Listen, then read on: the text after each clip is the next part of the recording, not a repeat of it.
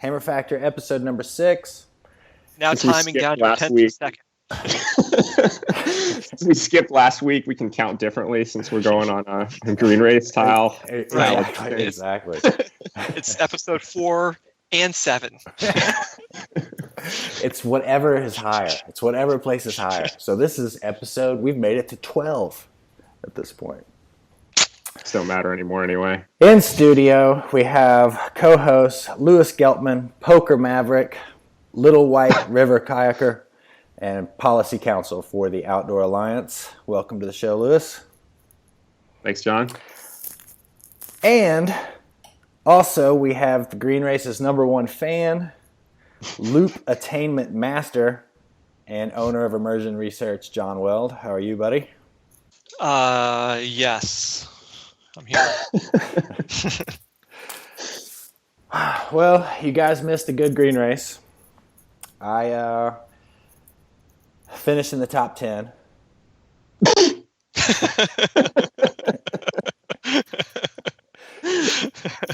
And we had nobody got hurt. How many voters were in front of you?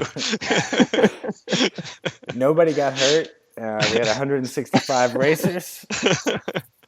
We had one hiker break her leg, which was kind of scary. But we did anyone go over gorilla upside down? We had 2 upside down gorilla takers this year. How come they don't break their necks when that happens? Could you explain that to me? That's a really good question. I can't explain it. So, no teeth missing? No teeth missing. Everybody paddled out. We had one broken paddle, a couple dented up kayaks, and we had more first-time racers. Here's an industry stat for you. We had 46 first-time racers this year. So that's pretty exciting. New people every year. Some more. So what happened with Rush? I mean, I kind of know the story, but some people may not have heard the big news of the race. Well, let me back up. So kind of our big goal as the race this year was to get 60 people Class 5 certified. So we call it Class 5 certified if you're 5 minutes or better in the race, which is a good time. You've cleaned everything. You've paddled well. Well, we ended up with 59. And you want to know where the ball got dropped? My man Rush Sturgis. He would have got us at our goal of 60 Class 5 racers. But I'm sure you've seen his video of his run by now. It's pretty infamous, and he kept us out of that 60. But I did. So you're saying he's a Class 4 paddler? I don't know what class he is. He may be. I mean, unknown. Yeah, it's unknown. He's 3-4.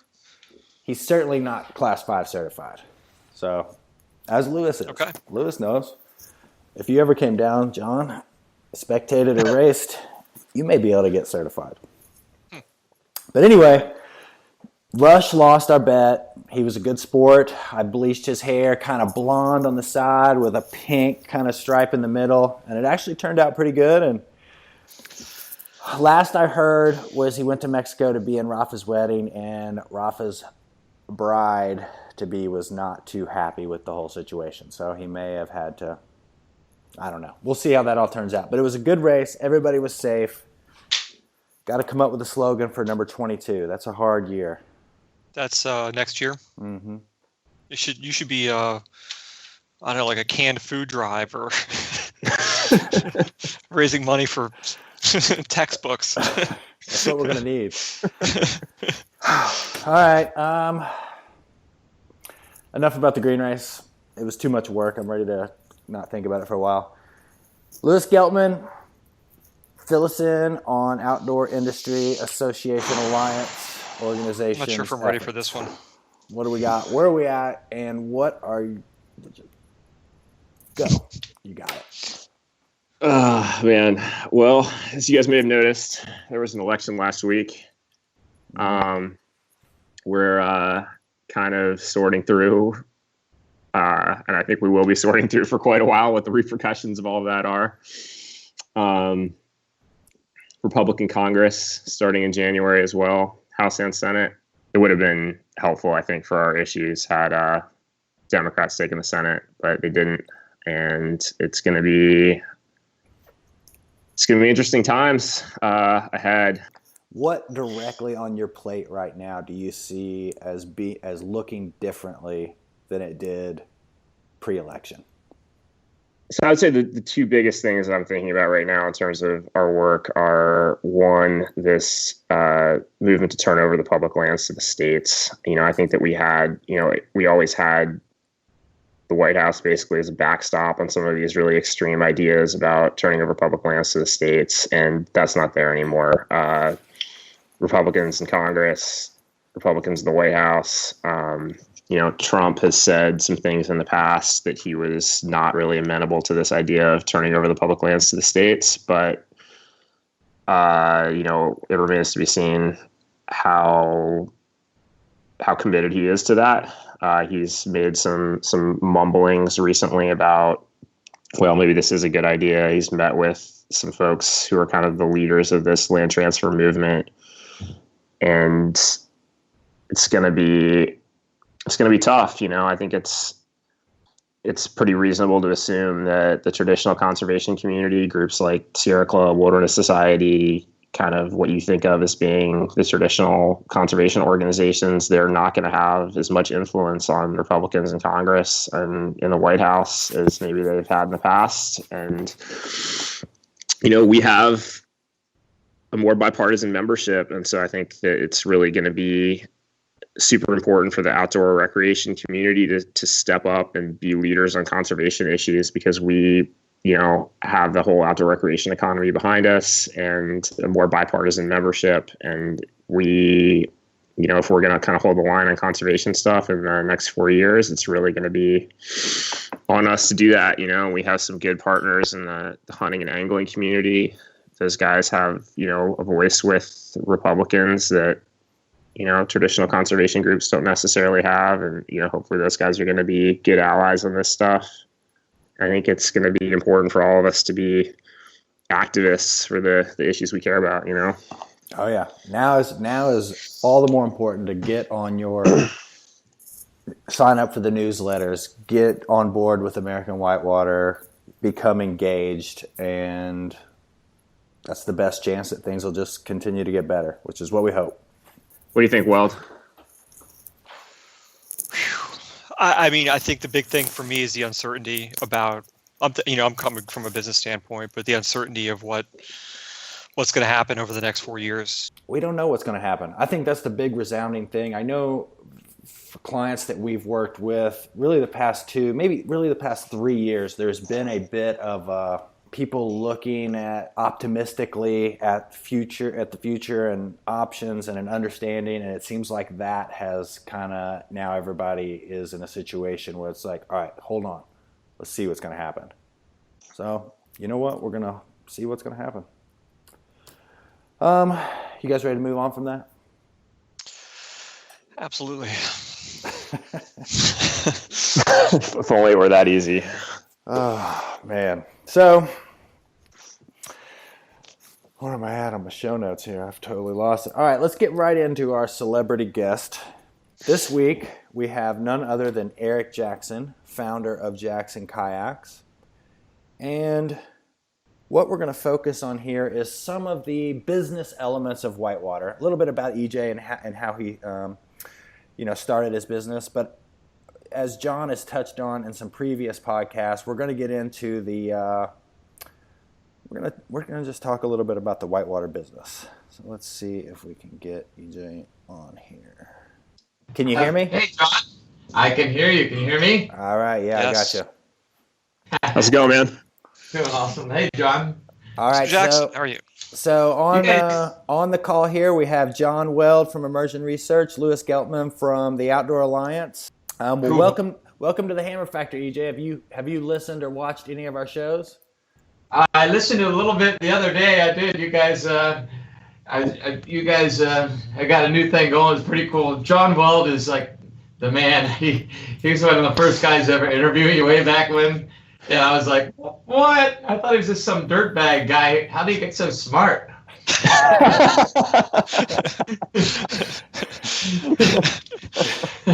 Thanks. This was like when you were really young and dating Kara, remember? Yeah, I do Way remember back that. when? I still have the cassette tapes of that interview, by the way. There you go, cassette Yeah. tapes. Yeah, they're little micro cassettes. I have them. I remember reading that Release profile them. in AW Journal. That was That's right. awesome.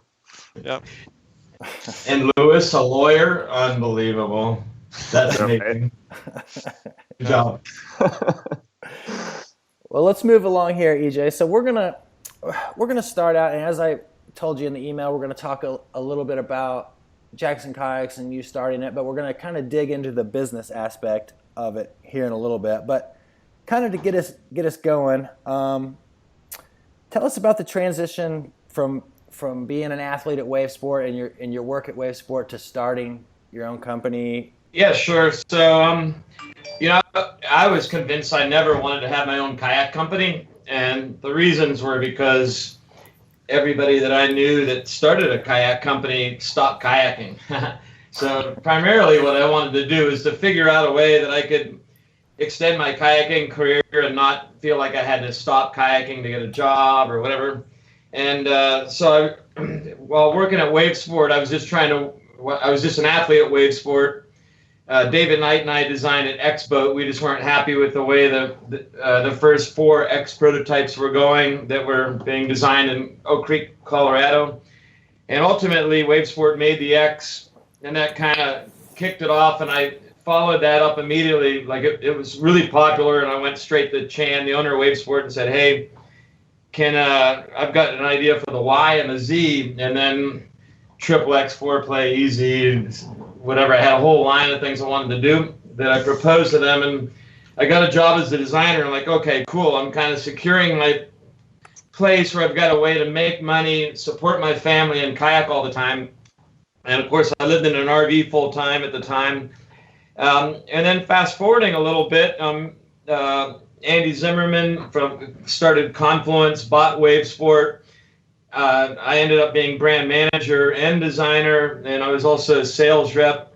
I opened up the whole East Coast for Wave Sport in the late 90s. And then, but then Andy sold out the company to American Capital Strategies, and they brought in a new CEO, and the CEO came to me and said, and meanwhile, Dane was really getting into kayaking, and I designed a boat, the Ace 2.1 for Dane. I don't know if you remember the Ace series, but way back when.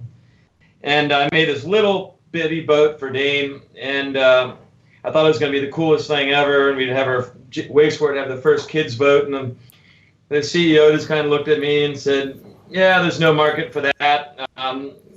And all these other boats you're working on, here's what I want you to do. Just pick one model, one mold out of these 7 molds that you want to make, and that's what you get to do." And anyway, to make a long story short, I quit. I couldn't imagine. I just made it super easy. So I'm making kayaks for big fat guys, but I can't make a kayak for my own son, right? Well, that didn't make any sense. So screw that, man. I'm out of here.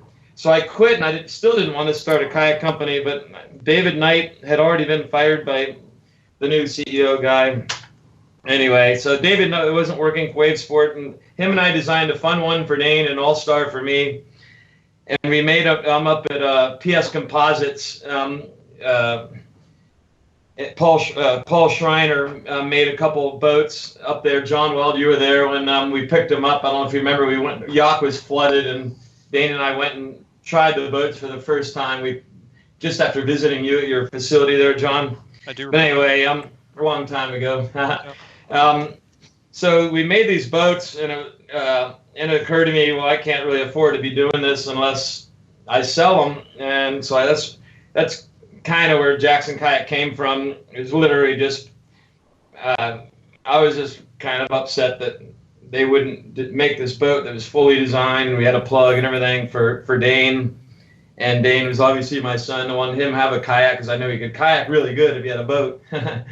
So then, so anyway, that's where Jackson Kayak started. And then, of course, I didn't have any money to start a kayak company. I had saved a little bit. So I lived for about 6 months with no income. And luckily, I saved a little bit of money. But Jesse Stone introduced me to this guy, Tony Lunn out of Arizona, who she'd just taken down the river with his family, and she basically said, "Hey, I got a buddy that wants to start a kayak company. Would you be interested in investing in it?" And he goes, "Yeah, I'd love to do that." And I flew out to Arizona, tried to show him my business plan for like 2 days straight, but all he wanted to do is talk about kayaking and stuff. Literally never looked at it. He goes, "How much do you need?" And I was like, "Well," I told him, and he's like, "Okay." I'm like, "So we're in?" "Yeah, cool." And there we go. Anyway, that was 2003. So now we have a kayak company, yeah. So anyway, back to what track? 1 second. When I came home, and I'm like, okay, when I was quitting wave sport, Christine's like, you're going to start a kayak company, right? And I'm like, I told you I don't want to do that because I want to keep kayaking. And she goes, wait, you mean to tell me you can't find a way to start your own company and keep kayaking? I thought you were more creative than that. She totally threw the ball in my court. And I'm such a sucker for that kind of challenge. So sure enough, I went ahead and started it. So anyway, that's how it happened.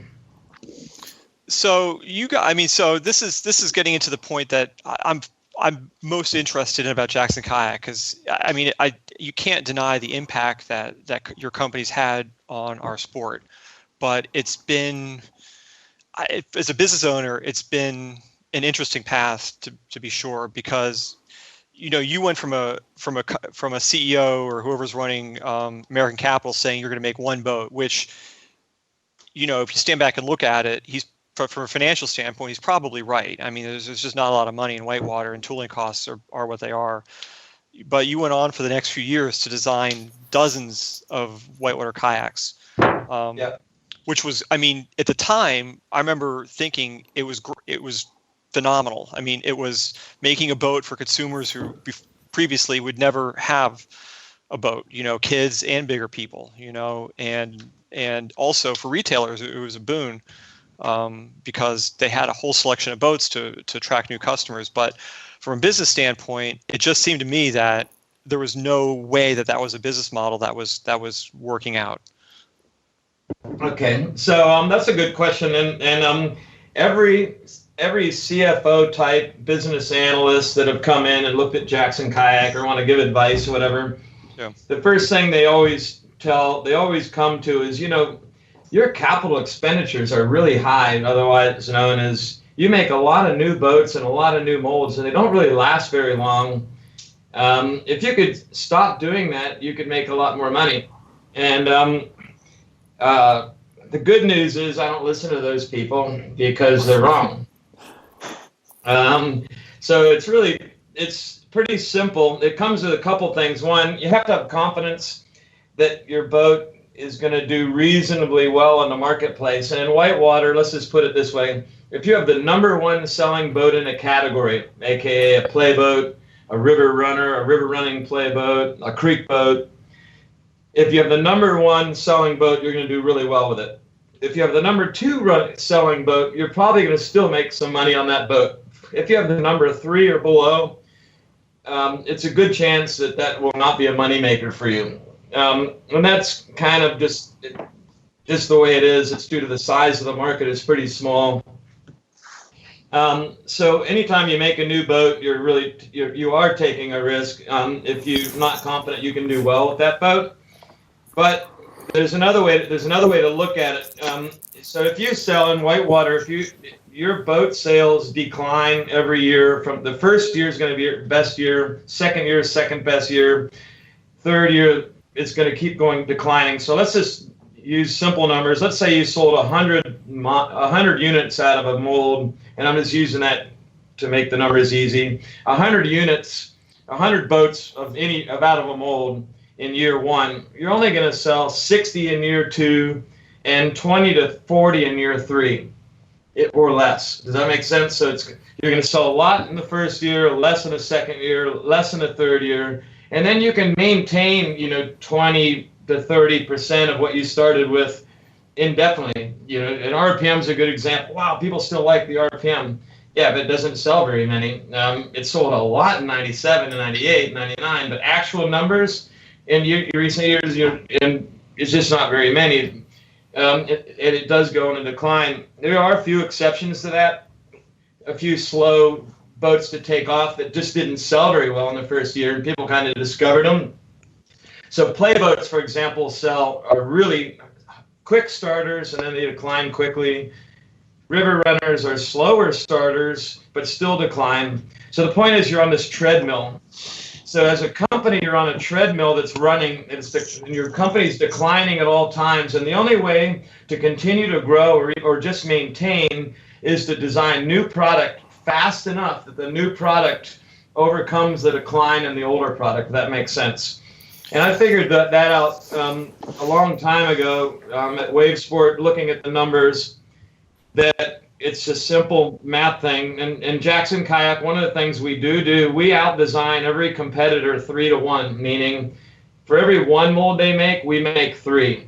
We put more money into R&D and new boats, and that is one of the reasons why, we're not on the decline where a lot of brands are. It's just they're listening to number crunchers instead of looking at the real numbers, I guess. I don't know. I mean, I guess the flaw in that logic, though, is that I think what you're saying makes sense. You're talking about two categories, let's say river running and play boating. But you keep separating those categories into smaller and smaller pieces, where instead of 2 boat categories, you're talking about 12 boat categories. I mean, between kids boats and kids river running boats and kids play boats and, all the same thing for bigger people. At some point, those numbers have to start falling apart. Well, there's just not enough kayakers to support that. Well, there's another. So as far as kayakers and kayaking goes, I mean, whitewater kayaking has been declining since 2000. So the peak was in 99, 2000. So 30,000 whitewater kayaks were sold in the U.S. in 99 and 2000. 10 to 12,000 were sold last year. Okay, oh, wow. We sold 6,500 kayaks in whitewater last year. The only way we maintain our not declining is by increasing in our market share. When companies like Wavesport just, throw in the towel, whatever, the other brands, luckily, pick up some of that slack, that kind of thing. All we can do is all we can do. Now, it's not just whitewater kayaking. If you look at rafting numbers, if you look at all the outdoor sports, kind of adrenaline sports, it's a trend that's been following all the way around. The baby boomers were big into kayaking in the the 90s or whatever, and that's when they really hit.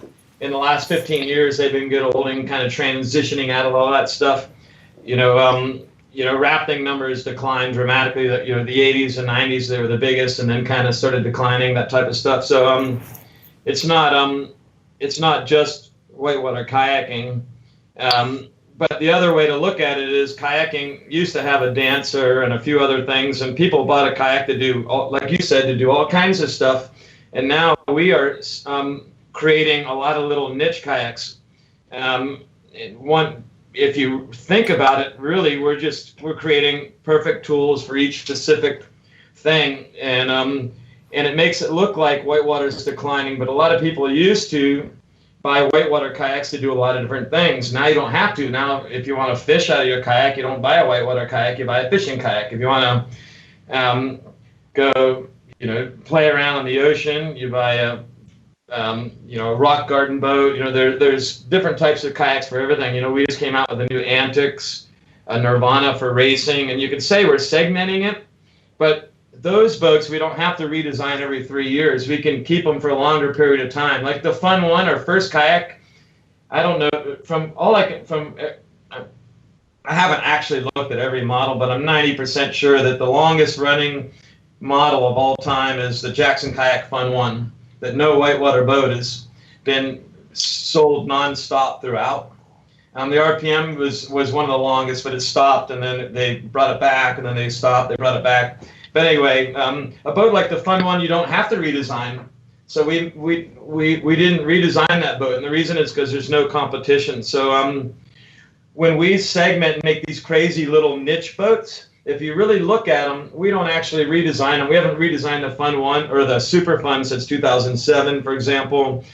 there's boats out there, the dynamic duo, the tandem kayak. You design it once and it goes for a long time. So when we design some of these niches, even though they operate at kind of a low level of sales, they're not like big sellers. They sell enough to do what they need to do, and they kind of fill in Jackson Kayak and keep. We have a lot of fingers and a lot of different pies that help us keep our sales going, I guess. So let me maybe rephrase the question a little bit. When you started Jackson, it was you were pretty vocal about maintaining a core Whitewater brand. Right. Do you think it's possible that you could have maintained that all till today? Because obviously now you make not only kayaks for outside of Whitewater, but you make other plastic products as well. Yeah. From outside appearances, you're doing that to shore up your Whitewater business. No, it had nothing to do with shoring the Whitewater business. Could you continue to make? Could you continue to be a Whitewater standalone Whitewater company? Yeah, absolutely. The and just for the record, if you really look back, and a lot of people took it that way, but if you look back, I never said we were only going to make Whitewater boats. My actual line was, I'm going to make Whitewater boats until we're number one in market share, and I'm 100% sure we can maintain a number one market share position with that, and go into something else, not be distracted and lose that. Like the Whitewater is what I'm most passionate about, and I want to do a good job with that. I want our kayaks to do great. I want our brand to be there. Whitewater kayak business can be standalone, but it is a small business. We're less than $5 million a year in Whitewater sales, and you have to be lean and mean. There's a lot of money that goes into making the boats and everything. You got to be really lean and mean to make it as a Whitewater only company. And you can't do like, Wave Sport went from 5 million when I was brand manager there. They were 5 million. The year after I left, they were at 4. 2 years later, they were 2.5. As a standalone company, you can't go from 5 million to 2.5 million and make it. You know what I mean? There's a lot of challenges with that. You've got to maintain enough revenue, otherwise everything falls apart. But Jackson Kayak's revenue from 2004, grew every year, and it's been plateaued now for a few years. But we're there's a glass ceiling in Whitewater right now. There's only so many units being sold, and we're doing a pretty good job with market share. We could run a standalone business with Whitewater if we wanted to, but me, man, I want to do other stuff too. So I mentioned this briefly at OR this summer. When you started Jackson Kayak, I think there was a lot of people who were scared that you were going to do it as a direct business, not through retailers. Is that something that you wish you could have revisited and do again, or are you happy the course that things took? Or no, that's a good question. If you look at the Jackson Kayak business model, we're the perfect business for a direct sales business, meaning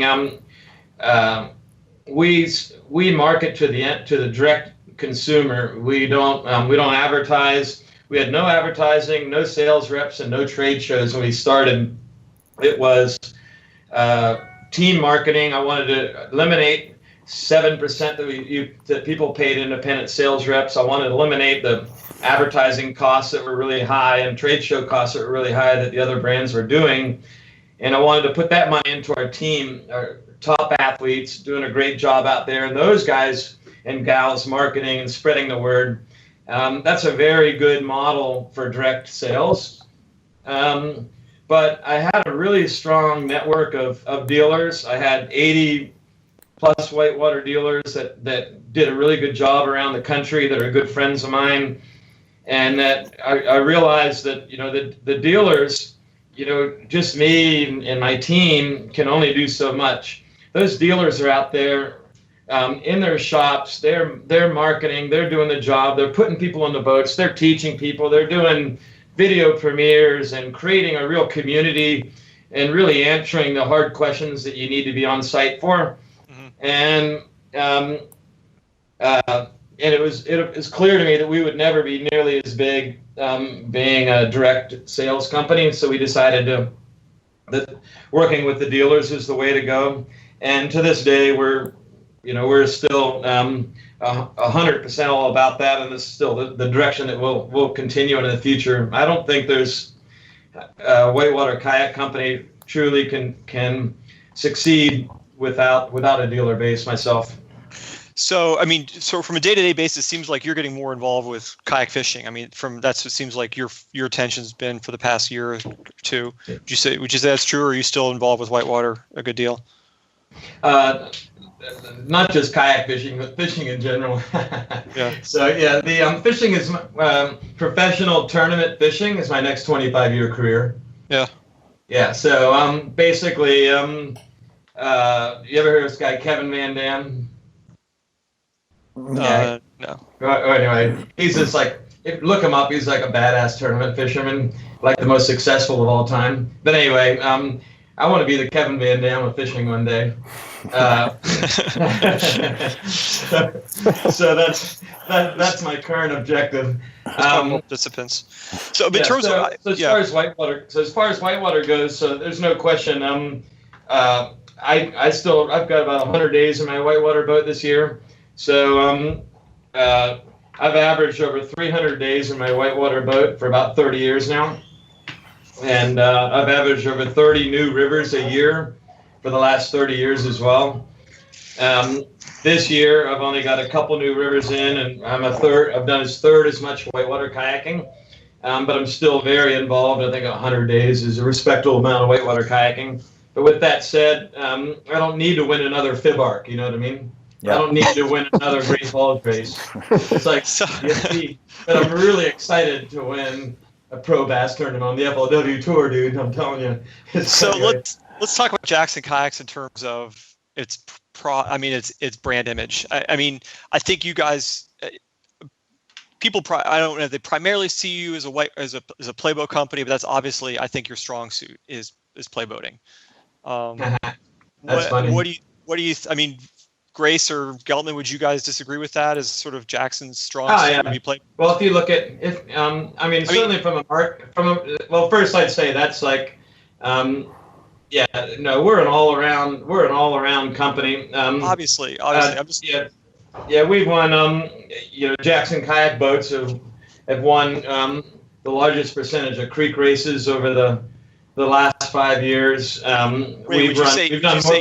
Would you say Dane has won the largest percentage of races?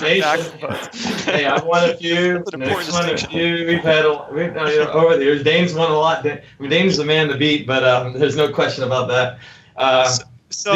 More expeditions. I mean, people don't talk about Ben Stokesbury, Chris Korbelik, and stuff like that. Nobody compares on expedition. Nobody's even come close to them in the last 15 years. Non-stop, multiple world expeditions, and some of the toughest expeditions in the world they do nonstop. Jackson Kayak is an all-around company with all-around boats. There's no question that But the question about playboating wasn't so much about your variety of products, but more about your thoughts on playboating. And I definitely want to get back to your team athletes, because that's another. Well, everybody else bailed on a lot of companies were bailing on playboating, in part because freestyle kayaking is tough to compete in as a company. I mean, but do you think as a sport, freestyle kayaking is doing well, or is it kind of devolving into its sort of an incestuous, smaller and smaller group, kind of like slalom did over the past 15 years? No, freestyle. I mean, playboating in general. So playboat sales playboat sales have grown every year since we started for us. Last year was the first year our river run, like our Zen, outsold our Rockstar, for example, and the Zen was the best-selling river runner on the market last year. But for us, there's no question that we didn't sell, the Rockers didn't sell great. We sold okay. The Villain sold pretty good, but not great. Like we were not the number one selling creek boat out there until the Karma came out. So our playboats really carried Jackson Kayak for a long time between the Fun Series and the freestyle kayaks, the All-Star, the Rockstar. but so we're very interested in freestyle kayaking. I mean, I love freestyle. My whole family loves freestyle. Much of our team is big into freestyle. Our customers are into it, and of course, or play boating. And people like getting new fun boats that can do new cool things, and we want to deliver that. We want to win the world championships. But do you think? Do you think freestyle still is meaningful to the everyday paddler as it was 5 years ago in terms of freestyle competitions and things like that? Or do you think it's becoming just a smaller sport that's off to the side? No, it absolutely is. There's no question that there's trends going around. Creek racing is becoming more prominent than it's been. People are paying attention to creek racing. Mm-hmm. That's starting to see a surge, and fast boats that go fast. That was, nobody cared about a boat that went fast 10 years ago. Your creek boat didn't need to be a good racer 10 years ago. It needed to be a good creek boat.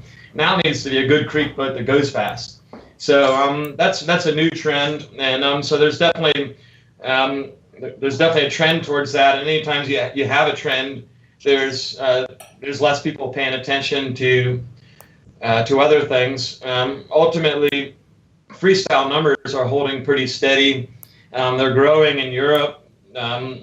They're steady in the U.S. Our playboat sales have been, over the last 5 years, pretty continuous. We pretty much know what we're going to expect. So they're solid, and if we didn't make playboats, we'd be a lot smaller company. Put it that way. So get back to let's talk about your team for a minute, because earlier talking about, you're starting out, Jackson, with a small budget, and then the necessity to be lean in Whitewater, and Lord knows I know that to be true.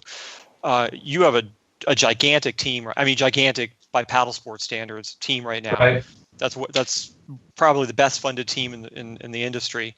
What's the thinking behind that? I mean, I personally look at that and think, man, that's a costly and difficult investment. Yeah, let's say one ad, in a full page ad in Outside Magazine is $30,000.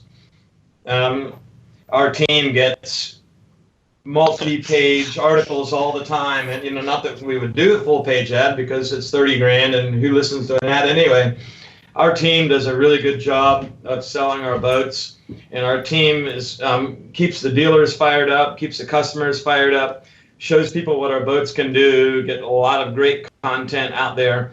Our sales are directly responsible to that. So our team is where we get our sales. No team, no sales. Was that team budget possible? Was that team budget possible before you started making kayak fishing boats and coolers and things like that? And I don't mean this disparaging way.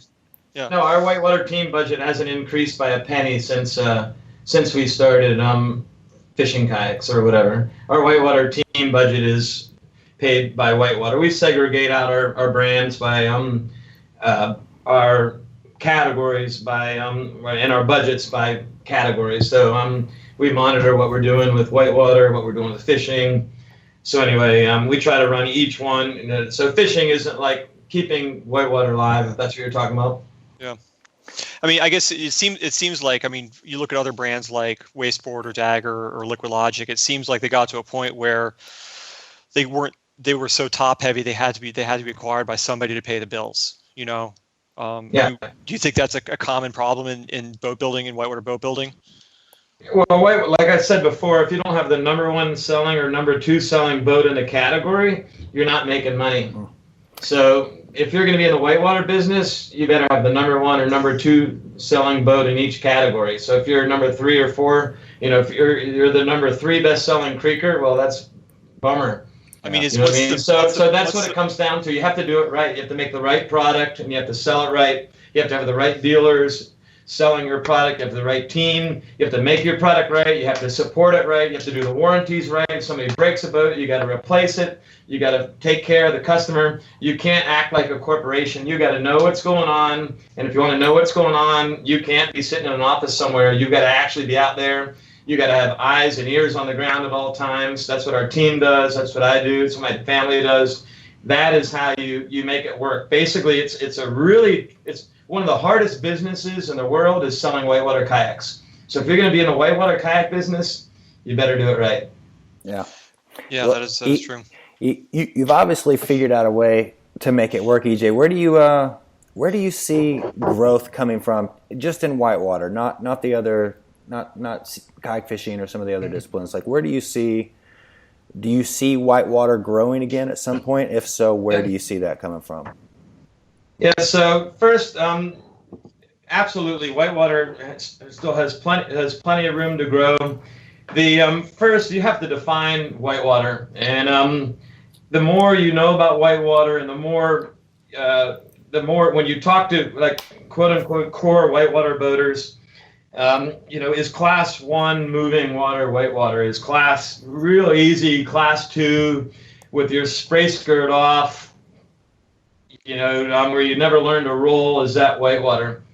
One of the challenges that whitewater has is that, and one of the reasons you see existing whitewater kayakers that disappear and you don't see them on the river anymore, because it's only cool if you're like pushing the envelope. If you were once running, 5+ this or that, and then you get to the river with your buddies or whatever, and they're not doing that, people are all about, shaming people out of, like, hey, dude, you're a pussy or whatever. And guess what? That person's gone. So anyway, so one of the challenges with whitewater is, first one, defining what whitewater is. If you really look, whitewater sales, you can put a lot of sales of kayaks that are being used in whitewater into the whitewater category, and realize that whitewater isn't doing poorly. But what's happening is that we don't even categorize ourselves, those boats, as whitewater kayaks, and therefore those sales aren't even recorded in the category of whitewater. We're really focused on the upper tier. The upper tier is going to be tough to grow. It's a pretty hard place to aspire to for most people. But the very lowest levels of whitewater kayaking, there's a lot of room for growth. And can the upper tier grow? Yeah, it can grow. But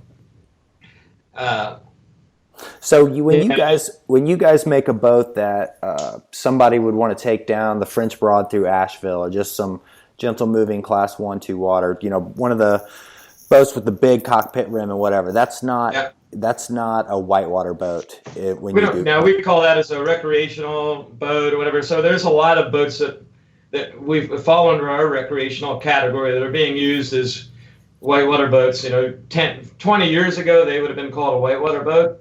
Or people, there was that type of boat didn't exist, but that person would have bought a whitewater boat. So that's one of the things that people don't understand. Kayaking is growing. Kayak sales are growing every year. It's been growing nonstop. The current rage in kayaking is kayak fishing is growing. People don't understand that because kayaking is growing, but we're creating so many of these niche categories that everybody looks at, like their definition of what is a whitewater kayak becomes narrower and narrower. Right. And if you would narrow down the whitewater kayak definition, it's going to be hard to grow it. You know what I mean? Yep. So anyway, if you ask me whether whitewater is healthy, whitewater is very healthy. There's places it's not so healthy, like New England and upstate New York tanked and burned like 15 years ago. I don't know. Why is that? I noticed. What happened there? Exactly. I don't know. I actually have no clue. We used to have great business up there. It is gone. It just doesn't exist anymore. It doesn't. It was one of the top. It was one of the top, if not the top, market for a long time. Yeah. Anyway, maybe someone will write in from New York and tell us what happened. Yeah. What's that? So maybe someone will write in from New York and tell us what happened. Yeah, maybe that'll be the topic for the next show. I have some theories, but anyway. Let's hear a theory. What would a theory be? On New York, in upstate, in New England, a lot of things happened. Number one, when it really started tanking, dealers in New Englanders are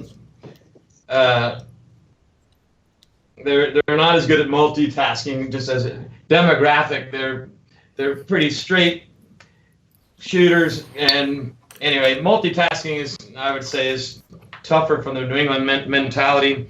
When whitewater kayak companies, all the brands became conglomerates. Perception became a started recreational kayaks. Dagger started recreational kayaks.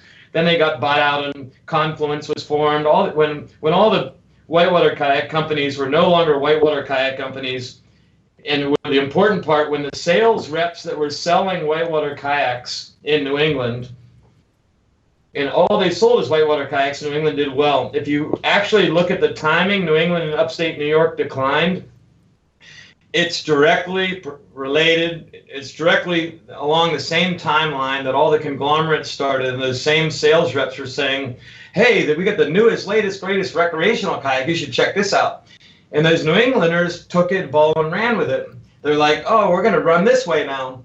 And they literally ran that way, and they left whitewater behind. And so what happened in New England was the dealers were listening to the manufacturers. The sales reps only have so much bandwidth, can only say so much, and have so much time. The dealers only have so much bandwidth. And when they were looking at it, they're like, wow, this looks like the newest, latest, greatest. And they would run with recreational kayaking, and they literally just left whitewater behind. And one store after another were like, oh, this recreational kayaking thing's doing really good. I don't even need to sell whitewater anymore. And it's kind of a self-fulfilling prophecy, and it just kind of, Zor Outdoors, one of the holdouts, but most of New England really just kind of disappeared. So, Maine doesn't even have a whitewater dealer. So do you think paddling is down up there, or do you think just sales are down up there? Sales are way down. The number of dealers is there's probably a tenth the number of dealers there were in 1995. Yeah, it's probably 10 times more dealers in 1995 than there are right now. Big dealers. Yeah, the ones that are left are going to like zip lining or something weird like that too. They're not really. So I mean, what do you think about boat discounters or people who are store? And we're in the industry, so we know there's people who get labeled as discounters. Yeah, I mean, I've got a very simple theory, and this podcast is obviously going to the kayakers, the end users. Yeah. And this is for you guys out there. So I believe that the real price, first, whitewater kayaks, you know what they should cost? A whitewater kayak should be $1,500. That's what it should cost. Anything less than $1,500, if you are a whitewater kayaker, you should be like, man, this is awesome. We're getting them for only $1,200. We're getting them for $1,100. If you look at the numbers, no person in business would suggest that the retail price of a whitewater kayak be only $1,200. Forget like $900. Like, what are you thinking? There's a reason. So a dealer needs to make enough money to stay in business and provide the services to get the job done. Discounters, the people that buy boats at wholesale, and then instead of selling them at MSRP, sell them way below MSRP. They are doing a disservice to the whole industry, including the manufacturers. How good the kayaks are that people can buy, what kind of service, how many dealers there are, all that's directly related to whether there's discounters or not. In fact, there's a study about customer service or about consumer satisfaction for auto dealers. Do you know that it's inversely proportional between the price you pay for your new car and how happy you are? In other words, people who bought a brand new car at the lowest price are generally less happy with the dealer and the service of the dealer than people who paid closer to sticker price. And the reason is simple: a dealer can't afford to service. If they made $100 on a $30,000 car. Well, we can't do a whole lot for you with that $100, But if they made a couple $1,000s on it, hey, we'll do that oil change for free. We'll take care of you. And that's the same with a whitewater shop. Somebody sells a $1,200 boat, they make $300-400, and then they got to pay shipping and blah staff and everything else. There's not a lot of money in it. So Jackson Kayak doesn't sell to discounters, and we encourage all of our dealers to sell MSRP. and we try to make the boats as cheap as we can. $1,200 boats is the best we can do and make a great boat. Do you guys worry about someone coming into boat building, like a young upstart, and doing a direct sales model and coming in and offering a better product for less money, or do you think that's an unrealistic expectation given the finances of boat building, and really wondering who on earth with that kind of money would do that? Well, you can't offer a better boat for less price, even as a direct sales model, unless your unit sales are high enough. And the only way to get your unit sales high enough are going to be a lot of marketing and really enough product to really get the thing going. Mm-hmm. And at the end of the day, that's going to roll back into the cost of the product. The dealers are the cheapest way to deliver a kayak to a new customer in an effective way. The direct sales model can be done. Liquid Logic did it, and I think it's great that they tried that out. And now you look at them, they've just opened up Colorado Kayak Supply, and you see them going back to I don't really know what their plan is, but it'd be pretty lonely out there as a manufacturer without the dealer network. This isn't something that Whitewater Kayaks, there's too much involved. Is this the right size for me, or should I try? Well, let me demo and find out. I'm sorry, we're a direct sales company. We can't help you with that. In other words, personally, I think there's ways around it, and kudos for Liquid Logic for giving it a go. But if you're asking me, I'm way more. I'd be way more worried about a startup company that was planning on using a dealer network than going direct. Let me ask you this, EJ. We're gonna run out of time here in a little bit, but what do you consider your biggest business success? Well, I mean, honestly, my biggest success is the fact that I'm able to run this business as a family business with great people. My whole family works with me, my kids, and the fact that they're doing really well and they're integral parts of the business. So that happening for me personally, the business biggest success I've had with Jackson Kayak. As far as like what a business person would look at, everything we started off with Jackson Kayak in the beginning, we held true to. The customer is number one. We want to design great product. We're going to be a brand that's going to do what we think is right. We're going to design boats for people, regardless of whether or not anybody says it's the right thing. I mean, I'll put it in perspective. When we started Jackson Kayak, of my 80 dealers, when I called every dealer individually and said, I'm starting a kayak company. It's going to be called Jackson Kayak. Our first boat is going to be a fun one for 30 to 80 pound kids. Do you know how many of those 80 dealers, all my prospect list said, good idea, I'm in? 0.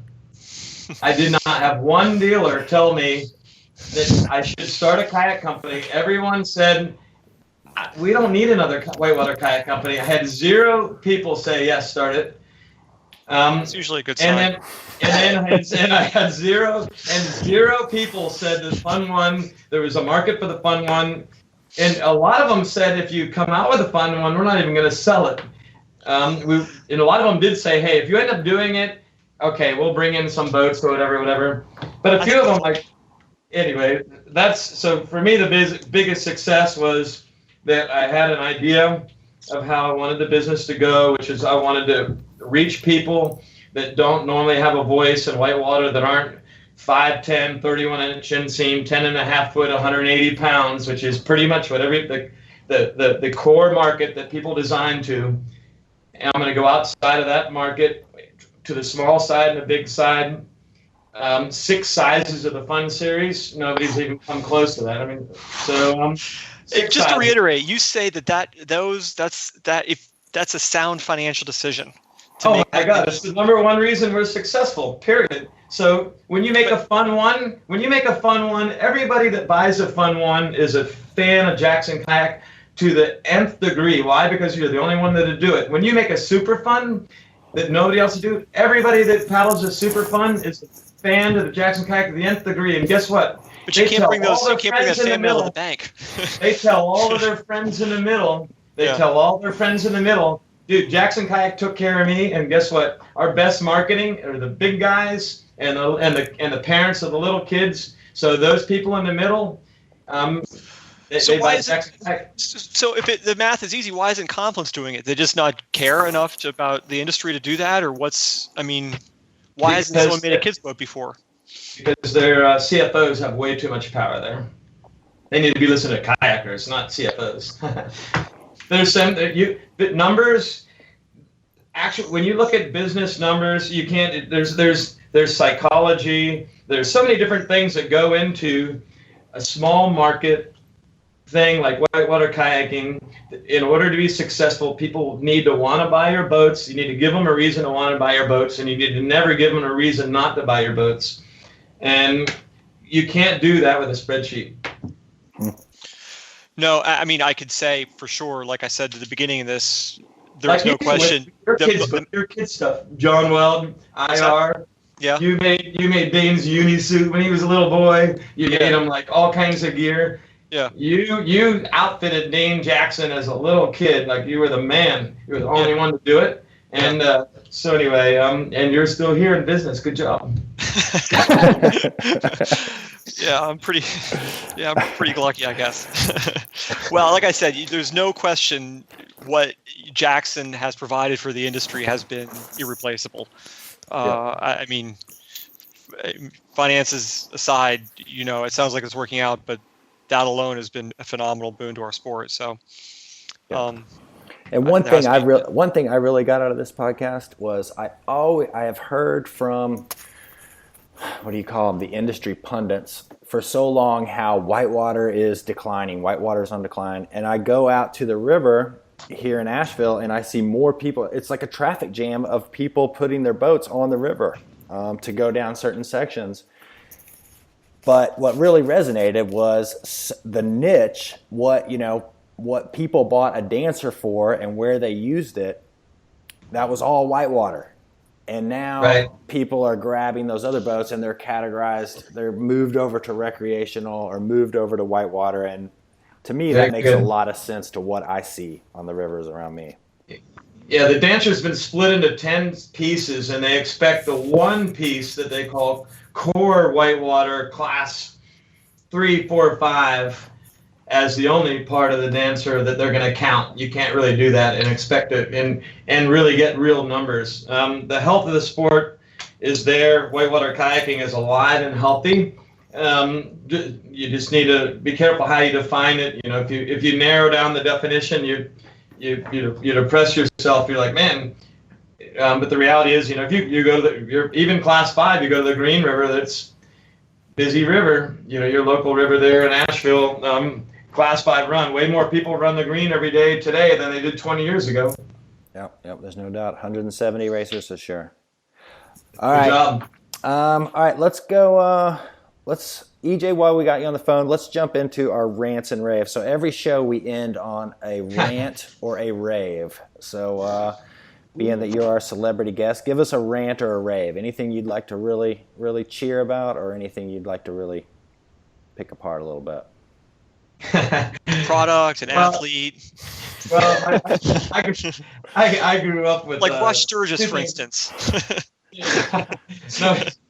No arguing and no complaining, man. That's what I grew up with, and that's what I taught my kids. So there are no rants around me. Well, actually, I will rant. Where the hell is the rain, man? I live in the Southeast. I live in Tennessee, and this is the driest fall I've ever had.